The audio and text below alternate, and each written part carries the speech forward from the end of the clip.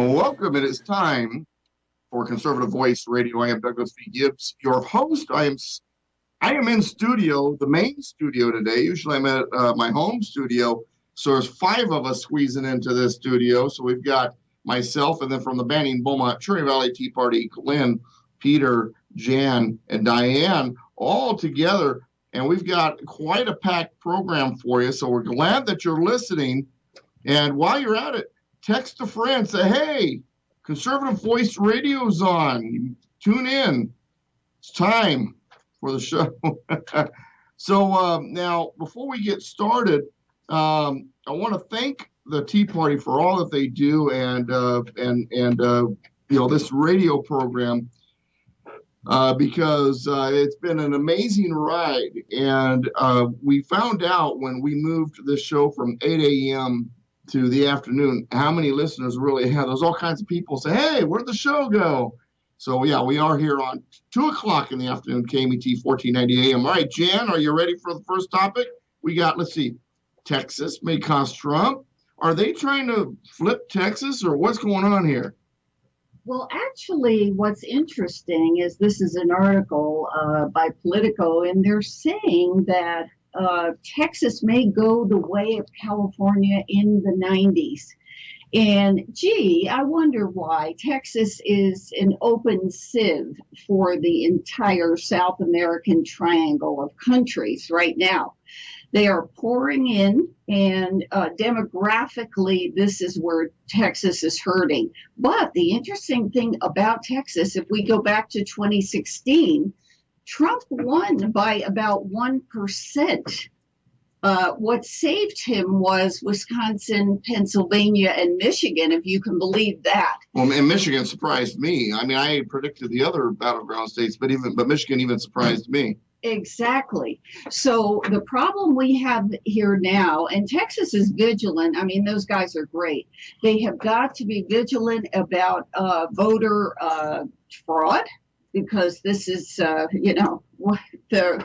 MOI. Well, remember, they're a border state, too, so they've got, future Democrat voters pouring in over the border. Right. And that's where we are right now. So the question is this fake news, or is this truthfully where Texas is going? By that, I mean purple. What do you think, guys? Yeah, they are working to get Texas. There's no doubt about it. They got two big elements that are helping them out. A lot of the little cities along the border are controlled by Democrats, and I really think most of them are right in the drug trade and cooperating with the cartels to bring drugs and people across the border illegally. Of course, the Democrats want all the illegal immigration they can get. Plus, they have the element of the Ninth Circuit Court that knocks down everything Trump wants to do to try to bring this crisis under control at the South. But they're going after Arizona, Texas, everything. They already got California, and they did that by taking over the Republican Party in California. Well, once they get through the backlog of judges that have been nominated, once that's up to speed, the Ninth Circuit's going to wind up even Steven. So it's kind of interesting what's going on with the Ninth Circuit. It's actually getting some Trump nominations, and it's moving it away from the circus that it has been. The other thing I wanted to bring up to you is I wonder if they're using a plan that's similar to what they did in Colorado. In Colorado, 4 billionaires went into that state and then basically flipped the state with their money. There's actually a book out there about it called The Blueprint. So I wonder if maybe that's a part of what's going on in Texas, too. Well, criminal conspiracy is the way these people operate, because they don't have the masses, they don't have the people, the grassroots. They have to herd the people to vote their way. They really don't know what's going on. And that is the majority, unfortunately. If you look at Colorado, it's kind of a unique case where not very long ago, 10 years ago, it was a red state. It was conservative. And you had the governor and the mayor of Denver really push drugs in their state. That's what really opened up the swing vote in the state of Colorado, were the libertarians that were kind of fed up with a lot of the restrictions that the federal government was pushing. But it flipped the state purple and caused a bunch of loose morality to influence our politicians. Well, California did that 30 years ago. Texas is coming. The purple wave is coming to Texas. And those that live in Texas that think they're immune to this ideology, They're got their head in the sand. Well, and you're seeing it in other places too. Like, it's you powerful. you go into Utah, for example. Salt Lake. Oh my word! Salt Don't get me Lake has started. become so dark blue that I'm not even. I'm surprised that Utah's hanging in there. It's not. It's my parents just moved up there. They live in Heber Valley. My dad calls it Happy Valley because the people that live there are in denial. He said we lived in Utah when I was younger, but we've been in Southern California my whole life, his whole life. But he says the sea change that's happened in Utah, the Wasatch Front, they call it. He's never seen this, and it's not just political. It's in the schools. It's in the healthcare system. It's like California on steroids in certain areas. I think Ronald Reagan tipped him off when he said, all we have to do is lose one generation. Yeah. One generation. Well, it started. You can see how our young people embrace socialism. Yeah, well, they've been taught to, they've been indoctrinated to. It's natural to them, and it's like on my program earlier. I was also talking about how even the family unit has been taken apart, and we're naturally moving in that direction because that's the way the population has been trained to do. To the point where we're seeing families now splitting up and fighting over this. Diane, what's your thoughts? Well, I've always said I hear a giant sucking sound coming out of California because people are trying to get the heck out of Dodge here, But the thing is, I'm thinking that it might be like 50-50 getting out of California because it's the younger people that just can't afford to live here anymore. And the seniors are kind of hunkering in. But, they're moving out, too, because California is just going to be impossible for the middle class to be living in. So you have them move, and it's anyone's guess which way it's going to go there. But I think it might be 50-50 there. But then just remember the last election with Cruz, who's a darling of Texas, versus, the new guy on the block there, Beto. And that was pretty close. Not only that, it was close when Trump, during the last presidential election, and he pulled it off. But you can see that they're kind of neck and neck there. Well, a lot of what it is too is it's residential redevelopment. California is a great example of it, but it's really happening nationwide. And what's happening is these planning departments and these state capitals like Sacramento and even some of the federal agencies are pushing for quote unquote affordable housing, the stack 'em and pack 'em kind of housing.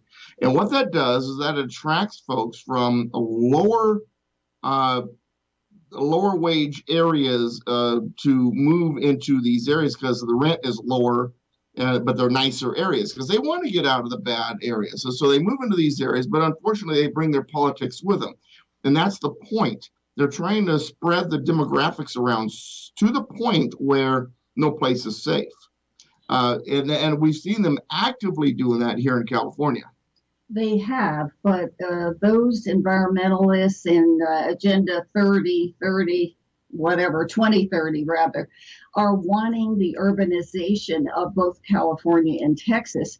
California, as far left as we are, is only 5% urbanized. Now, think of the size of this state, and only 5% of it is urbanized. They have a huge job ahead of them. But you have the NIMBY approach, which is not in my backyard.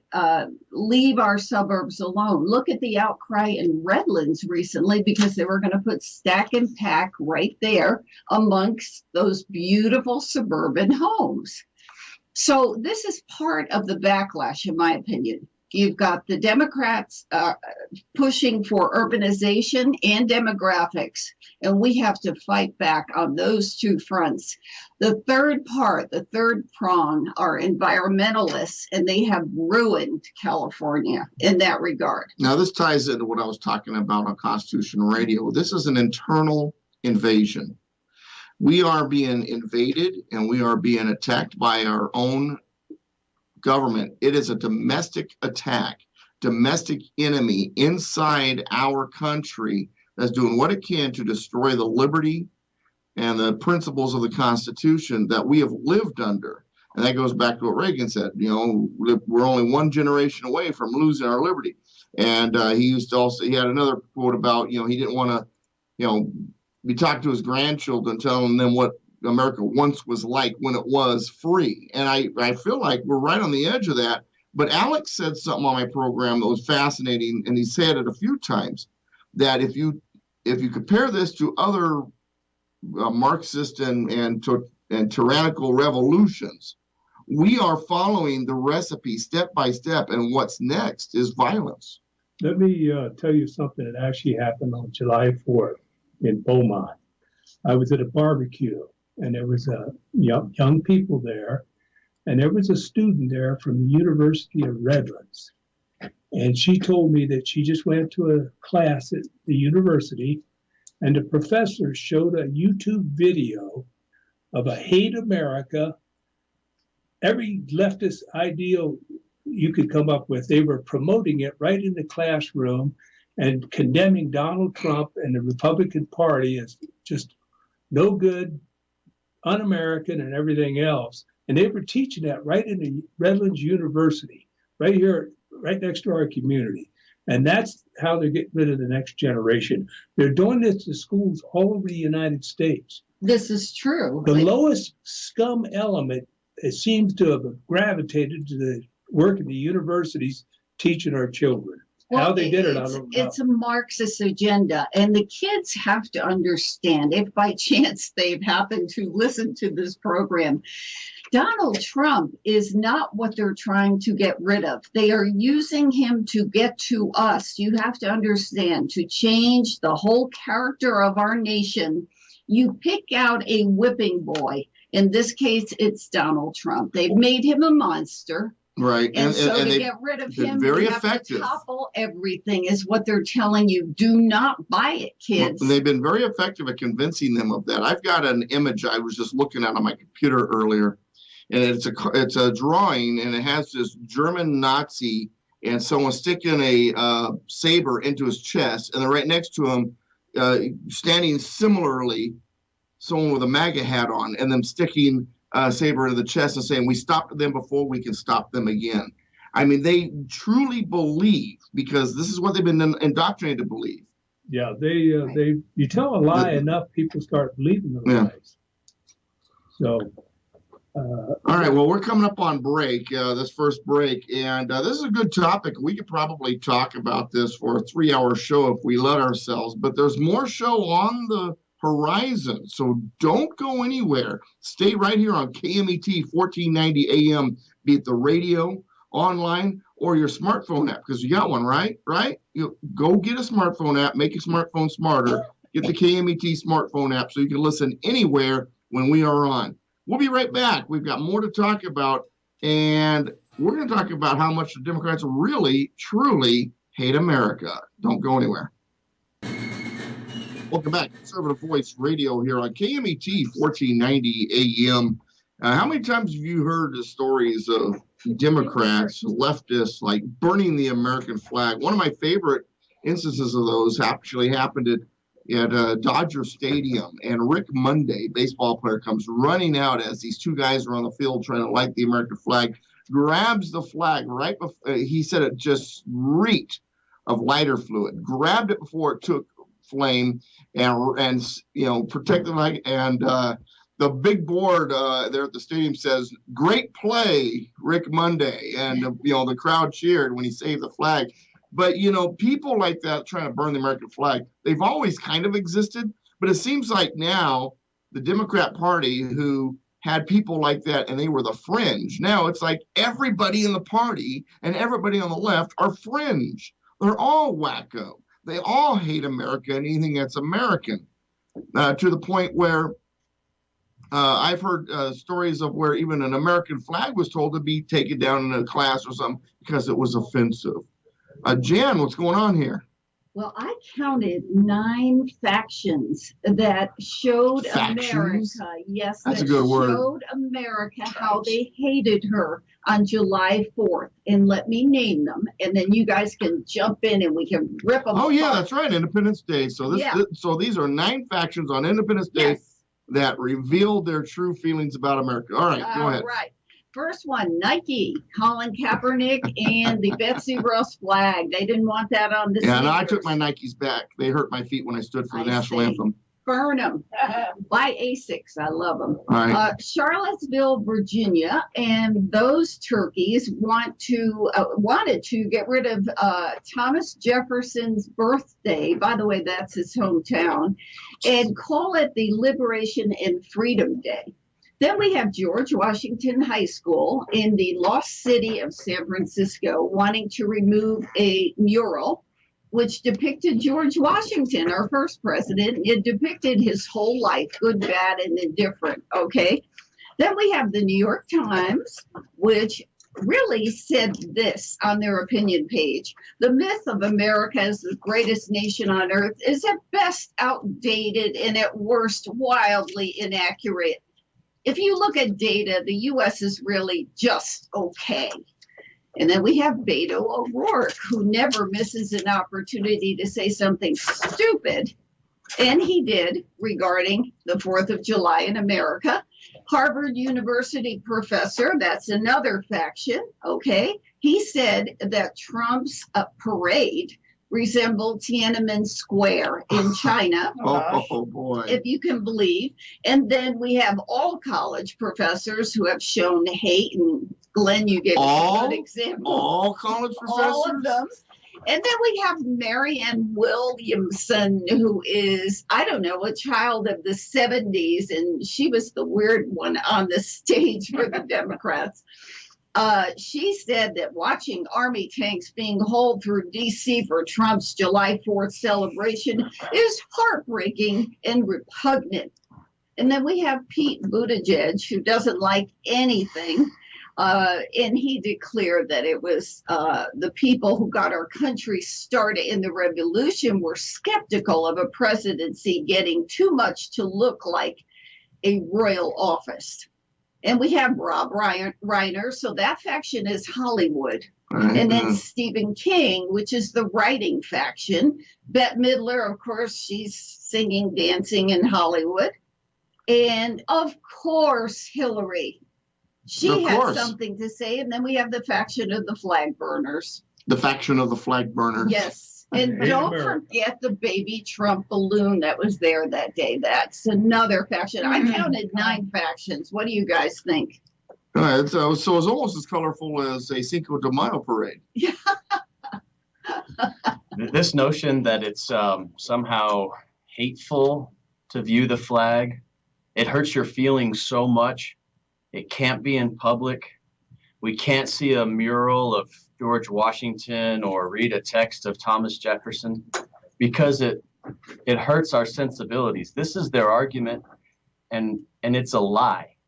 What it is a lie to try to undermine these people's character and credibility. Thomas Jefferson, George Washington, that they can't be trusted anymore. Now, this is so offensive to me because it's all about race, and you know it's about race because they are trying to undermine the rule of law by their feelings.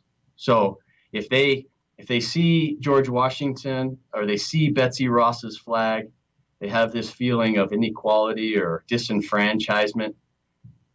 They want to undermine the rule of law by opposing the police. Look at the Democrats who lead these cities who say, we're not going to let law enforcement from the federal authorities come in and make our streets safer. This is a sham, and it's dangerous. It's causing... How messed up psychologically do you have to be to allow inanimate objects to really mess you up that bad? Well, let me say something about the Trump balloon, which was incredibly rude. I read also that the wind did blow it, and it ran out of air, and it sunk. Yay!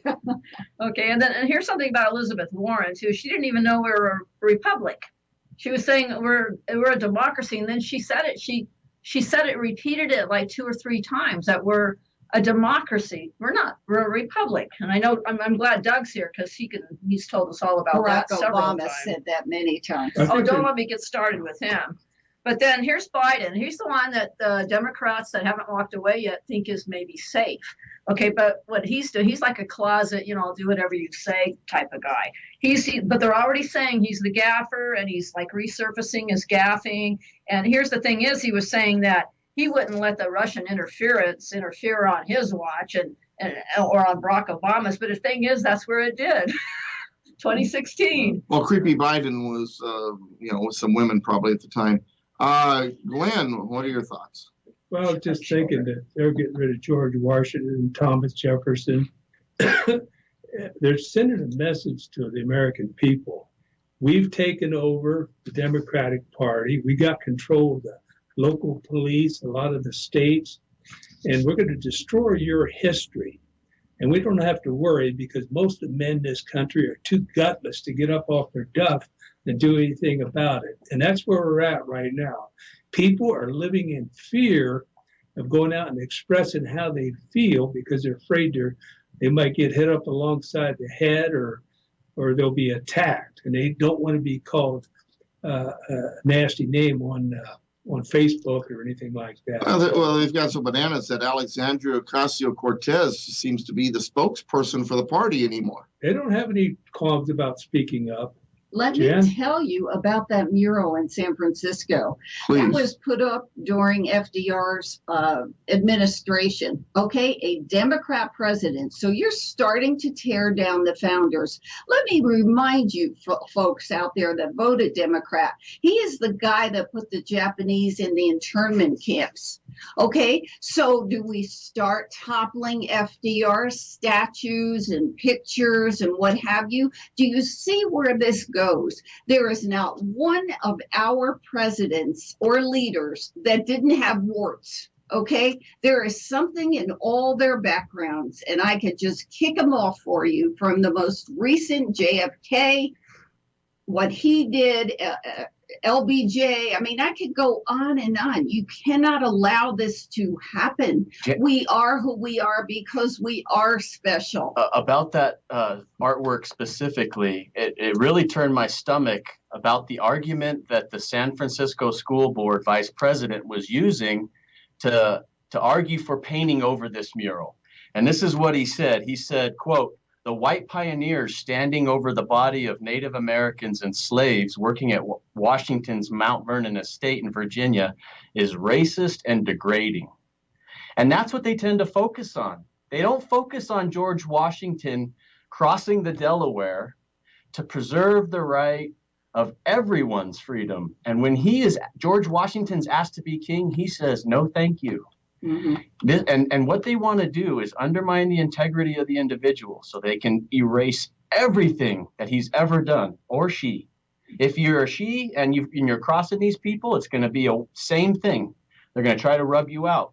And Biden's on his way. He's got the eraser right on his little tail. Well, they said it at the Democrat candidate debate that we want to wipe it out and start over. Yeah. That is a Marxist goal. Yeah. And so help me. Meanwhile, they're teaching your children how great homosexuality is and how to be a transgender. Because it doesn't lead to pregnancy. It's a great alternative, right? Yeah. And they want to get them before they grow up and become men and women.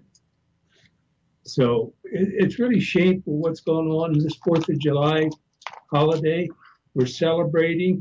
Our president celebrates the holiday, points out a lot of history, and he was maliciously attacked by CNN News, MSNBC, and all the leftist, liberal, perverted people out there that have control of a lot of our media, attacking our president. You remember the famous Charlottesville debacle, where we had Antifa and we had the neo-Nazis, and in the middle were good people. Yes, they were. Why did they come out? Because they did not want to see the statue of Robert E. Lee toppled. They were trying to defend what we are talking about right now. And what happened? The melee, that all got lost, and suddenly Trump was the racist. Yep. That's what he was talking about. There are people there defending our history. And they should. And what a lot of older white people don't know is Trump has the black community on his side. He really does. He's got probably 40% of the black vote. And that's unheard of for a Republican. And the news does not talk about it. The Latino community, they love Trump. No one wants to talk about it. Everyone wants to say it's a big secret, and they're nervous about it. And when Trump defending the Robert E. Lee statue, they attacked him right away because they want to get rid of all of our history that stands for the freedom of our country and all of our history that has to do anything with an America that's free. Exactly. And it's Orwellian. George Orwell comes to mind, 1984. Here's a couple quotes just to help you along with that thought. It's a beautiful thing, the destruction of words. That's one of them. The other one, which you've, I'm sure, heard of, who controls the past controls the future. Who controls the present controls the past. Right. And that goes back to the history and, take it down the mural and all that. Exactly. And I tell my friends and family, never obey the word police. It is the first step to your loss of freedom. Yeah, it comes at first with insecurity to open your mouth. And that's the first step. And it's hard for a lot of people to step out there. And Trump is actually an inspiration to me because, he didn't have my vote in the primary, but as he's progressed in office and as I've paid more attention and I have to go directly to the source to get, I have to look at his Twitter page and I have to go to whitehouse.gov to get the real info on this guy. And he's smart and he's not a politician and he loves his family. And, you can talk about cronyism and nepotism and all that, but they are working people. They are out in front and they are leading. You can argue about the direction they're going, but they are working for the American people. And I haven't seen this in my lifetime. I haven't seen the royal class in this country stretch their neck out for the middle class and for the lower class like the Trumps have.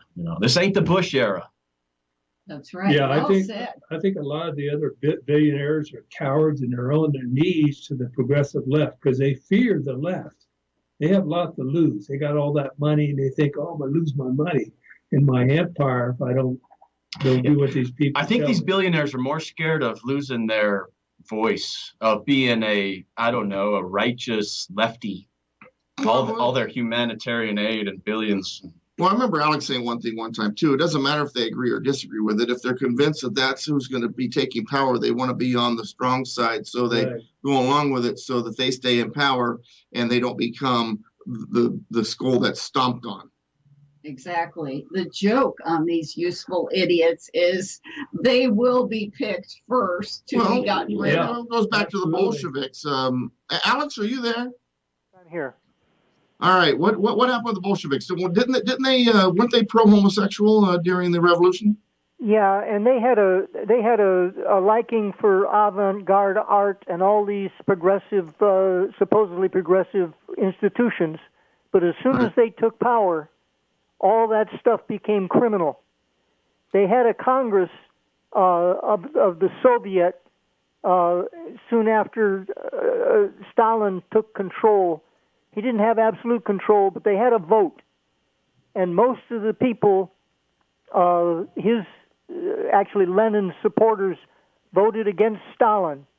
And within the next 5 years, he killed virtually every one of those heroes of the revolution. Yeah, as he rose to power. Because what happens when it comes to power and tyranny is it becomes cannibalistic. They turn on themselves. They turn on each other. They eat their own children. Last comments, anybody? Well, it's called covering your tracks, and you can see it all through political. Well, and look at Pol Pot. I mean, anybody who had any type of education, he killed them.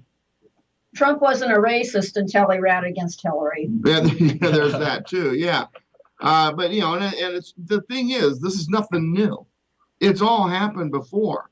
And you really want to look at a great example. Look at Venezuela. Venezuela used to be the most prosperous country in South America. They went socialist, and now they're worse off than even Cuba. They're eating out of the trash cans. Eating their dogs. Now we got to go to break. When we come back, Independence Day weekend.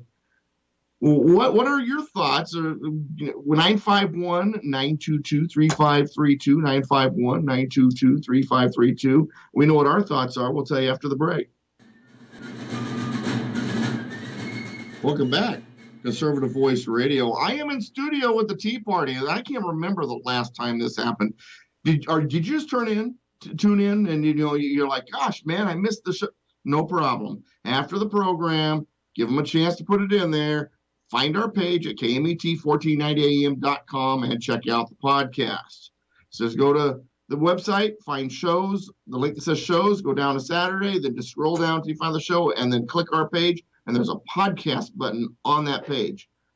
On the road, and you missed it because you're out of range, get the smartphone app. See, we got all of it for you. If you just get the stuff, you can listen to us whenever you want. All right.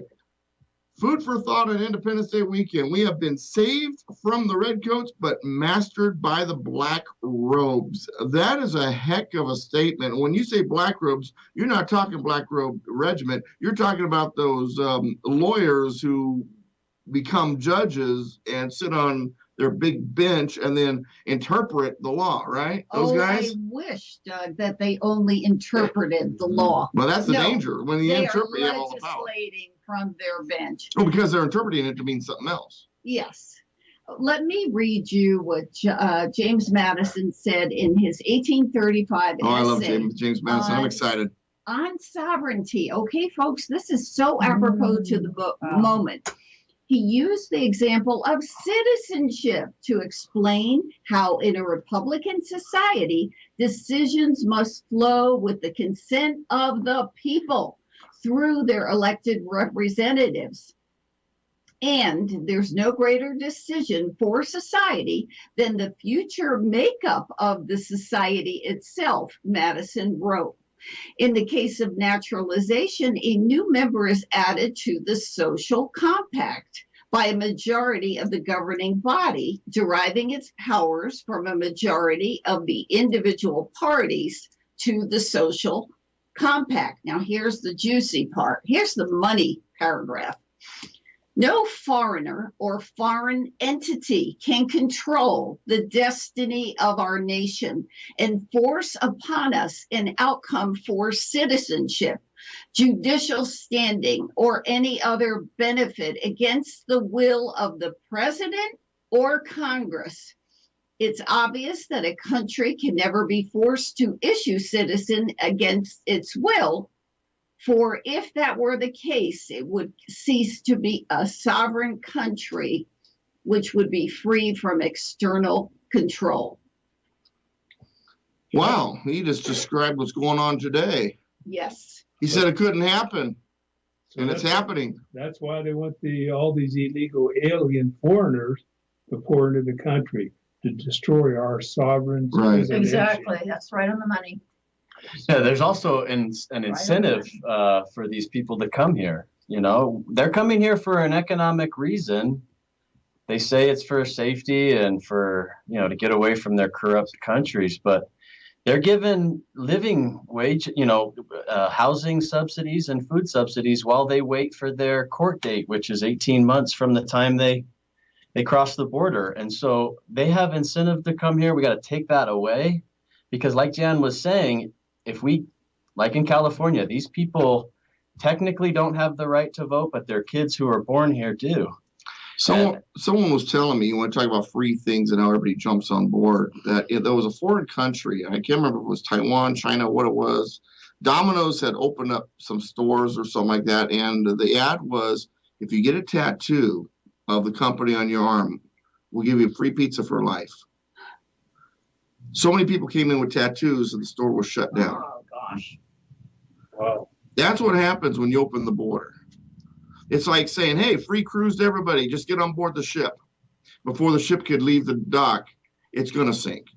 Back to the judges. We just had a federal judge rule, Ninth Circuit Court, that Trump couldn't use a portion of the military funding to build the wall. It's national security. It's all tied into one. It's all national security. It's been and he needs to tell the judge, well, you don't have any constitutional authority to dictate to me what I can or can't do with the money. I don't see it in the Constitution. So, I'm going to do it anyway. Trump is, he set a precedent by respecting the courts, and he really shouldn't because of that very fact that they don't run the government. I'm glad you said something about sovereignty because you hit the nail right on the head. Because that's what they're going after. They're going after our Constitution and they're going after our sovereignty. Did you know sovereignty is a 4-letter word in the colleges and universities? Okay, they attack that. I've been to a few, and that's what they do. They attack sovereignty. It's like a bad word if you say anything about sovereignty because they want to be so pluralistic and, and all this. But let me tell you about the census, too. I don't think the battle's over yet. I think Trump's going to still fight on this to ask them if they're, American citizens. Well, I did a video on that, and the court is wrong on it. So look at my YouTube page. You can check out the video. So youtube.com/Douglas V. Gibbs. But the courts were wrong. What Trump did wrong in speaking about it later, in my opinion, was he should have said, you, the American citizen out there, don't you need to know how many people you're going to pay for with your taxes? It's as simple as that. And I've heard that people have said that as citizens, they do not want to fill out the census so as to make up for the overrun of the illegals that will be filling it out. Well, when you talk about money to the left, though, they think it just continues to flow. They don't understand the statement that Margaret Thatcher made. The problem with socialism is eventually you run out of other people's money. Their response is, well, we'll just print more. Yeah. Hey, that's a good idea. If all the conservatives, 4 or 5 billion in California, refuse to fill it out and not be counted. I'm thinking about it. Yeah. I think it makes sense because they're going to flood our numbers with the illegals that Absolutely. The border is an open sieve. So you, Mr. Citizen, your census number doesn't count. You're going to be overrun. The Constitution, I think, says something about it's the number of persons. Well, what it says is that it talks about it in 2 places. The whole purpose of the census is to determine how many members of the House of Representatives a state is going to have, as well as how much of the tax, the budget, federal budget they're going to pay, which now that got superseded by the 16th Amendment. So, and it says to count all persons except for Indians not taxed. Well, who were Indians not taxed? Indians not taxed. Why were they not taxed? Because they weren't working in America. They weren't a part of the American experiment. They remained with their tribe, a sovereign nation outside the United States. So even though they're walking on American dirt, they are not sovereign citizens of the United States of America. They are sovereign citizens of a different sovereignty. Now, that comes down to illegal aliens. Illegal aliens are no different. They are of a different sovereignty walking on our soil. Now, the thing is about the citizenship question is there are some people who are not citizens that should be counted. There are people here who do pay taxes, that they're, part of the system and they're working towards it. Those are the people with the green cards, people who have gone through the process. So they are legal resident aliens, but they have not become citizens yet. Those people should be counted because they are different than the Indians not taxed. They're the same as an Indian that would be taxed, right? Because they're working in the system. So that's where the Constitution talks about it. It's Article 1, Section 2, and the 14th Amendment, Section 3. If you want to look up those clauses. This notion back to James Madison about losing our sovereignty, we could lose it to a foreign entity. But we're losing it right now in California to black robes. Well, the foreign entities already invaded the United States. I mean, I tell people Obama was our first foreign president. The Ninth Circuit is a foreign entity. Right. It's unelected. It's accountable to no one. And a good example of this, we can talk about individual rights and we can talk about an open border, but a very clear example of this is Prop 8 in California, mm-hmm. Right, where we had the Marriage Act, passed. Not called that specifically, but look it up, Proposition 8. And the state of California, even though it was the will of the people, and this is what Madison is expressing concern about, the true republic that Diane was talking about is representation, having a voice in government. The majority it goes deeper than that. I know it goes a lot deeper. This is just trying to cover the basics here. And Madison's warning against, that being undermined. And in California, it was undermined a long time ago. We got money, big business, and we got the black robes that are going to determine where our states go, where the state goes. Texas is next. And so, but this idea that black robes are determining our future is dangerous. They're they're like a king. Judicial tyranny. Yeah, exactly. Judicial oligarchy. That's what we have, is a judicial oligarchy. And that's the reason why if you read the Constitution, the judicial branch is supposed to be the weakest of the three branches, because they feared judicial tyranny. Because back in Britain, what happened? The judges and the monarchy teamed up together to control all power, so that the representatives, the legislature, was voiceless. There is a way to stop the black robes. And I'll tell you what it is. And we need to start working to do it. We need to re-elect Donald Trump for another 4 years. Hopefully a lot of this pond scum will die off and be replaced by constitutional thinking judges. So we need to really work hard, because most Americans out there, right in this area, Banning, Beaumont, Cherry Valley, they're afraid to come out and put a bumper sticker supporting Trump. A lot of them tell me they support Trump. I won't put one on. I wish I could. I don't want my taillight bashed in with a baseball bat. That's what would happen. Or get your head hit with a rock. Or keyed down the side. We're dealing with miscreants on the other side, and we know what's going to happen. But it's time now to take an arrow or two. Independence Day, I was in the Independence Day parade, and my truck was used as a float, and we had it all decorated. And we had a woman in the back singing tunes, and I had a speaker system set up and a whole bit. We're getting thumbs up and cheers. A lot of Make America Great Again hats in the crowd, and I was pointing at each of them. I remember in 2016, I was also in the parade. I was waving a Gadsden flag. I was on my feet, and I was running from curb to curb with a Gadsden flag in one hand and a Hillary for Prison sign in the other. The crowd was roaring. At the end, people told me I was the hit of the parade. But the city of Temecula warned me not to do that again because 2 people complained.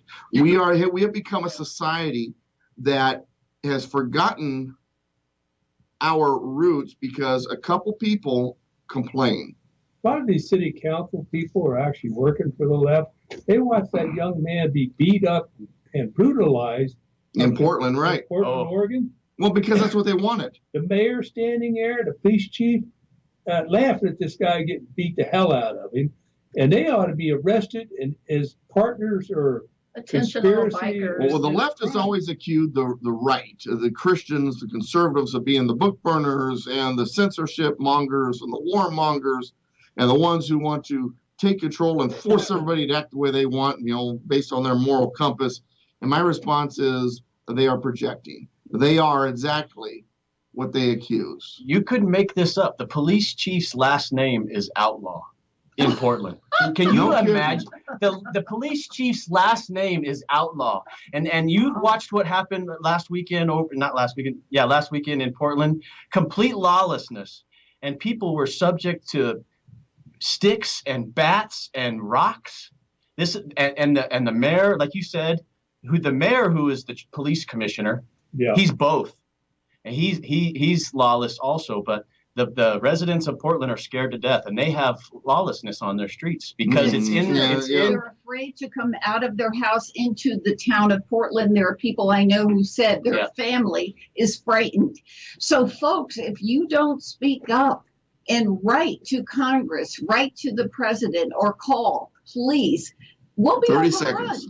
If I was the mayor of a city like 30 Beaumont, seconds. Banning, I would arrest anybody with a hood over their head like that. And a mask. And I'd haul them off to jail, have a fingerprinted photograph, and check to see if they're... Yeah, well, like Anthony Weiner, they're just a bunch of wieners. All right, and that's the thing. You talk about names being perfect. All right, we're out of time. What do you think of the audience, folks? Yeah, where's our first responders? Please call in. We want to hear from you. Trump 2020. God bless you, and Jesus is King. We love you guys. Thanks so much for listening. And I am your host, Douglas V. Gibbs, douglasvgibbs.com. God bless America and God bless you. United we stand. Combined we kick butt. Let's work together and get this turned around. See you next time.